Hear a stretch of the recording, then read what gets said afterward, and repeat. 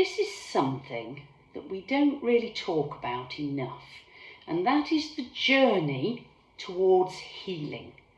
And I think here we look at the fact that people are used to going to the doctor with a bad arm or a bad neck, and they don't put into that mix the rest of that person's health history. It's just the way that the health service operates, and the people are trained down lines of specialism, looking at nerves, looking at I don't know, the endocrine system or whatever.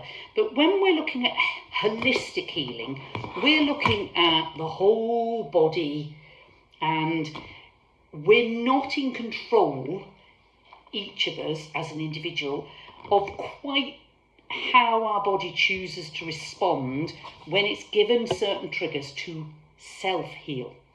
So obviously it self-heals cuts, and it sort of self-heals, if you like, by adjusting sugar levels or stress levels or whatever. But when we look at the work that we do in holistic health, whole body health, we are aware. We don't say to everybody, oh, you'll feel worse before you get better, but some people may, and there are reasons for that. And normally it's because they've got quite a complex health history. They've had a previous health history of, say, I don't know, back pain. Maybe they've injured a back. Maybe they've had cancer.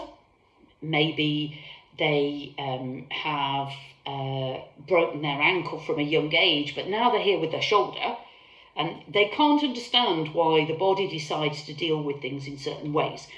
But your body's been shocked at the time of different injuries, and different layers have attracted themselves on top of your health history. And sometimes we have to go back through some of those, and that's not that we're trying to make a load of money out of you or anything like that. We just accept that sometimes there is some history there, and you may have come with your arm, but your body has decided that the issue is your back.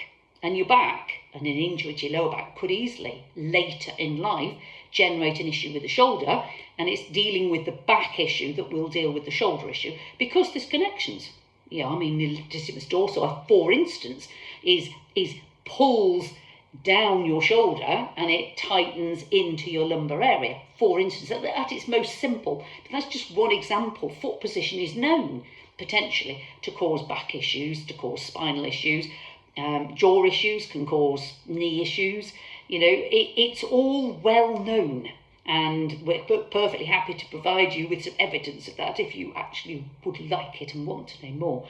But if we look at some of the case histories of people we've had here, there was somebody who once, when our clinic was upstairs, arrived at the top of the stairs, and they were quite navy blue round here, but they'd come with a bad back. Now, I am not going to write down come with bad back. I'm going to write down has difficulty breathing, hasn't got enough oxygen going through them.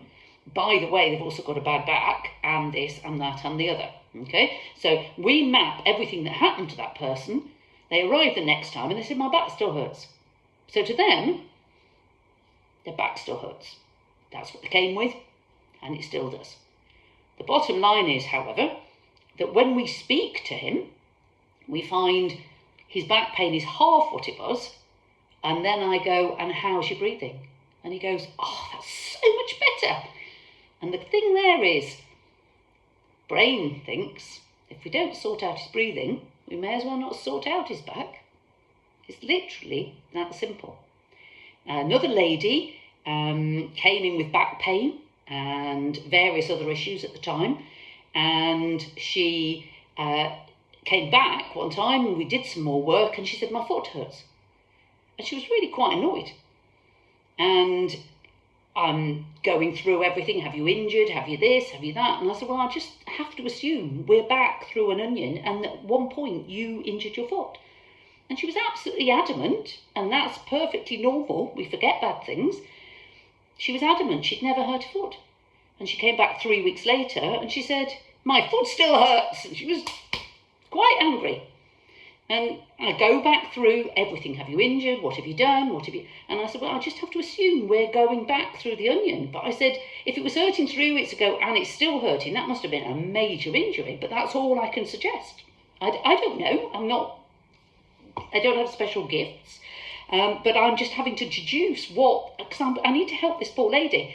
And she went, no, And then she went, well, that was 50 years ago. And you go, what was 50 years ago? And she goes, well, 50 years ago, I was at a barbecue and I was in a garden and I had little strappy sandals on.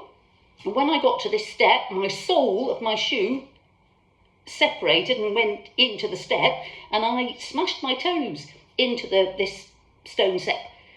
And she said, I was ill, I had 6 months of physio, I had this, I had that. Now, there we go.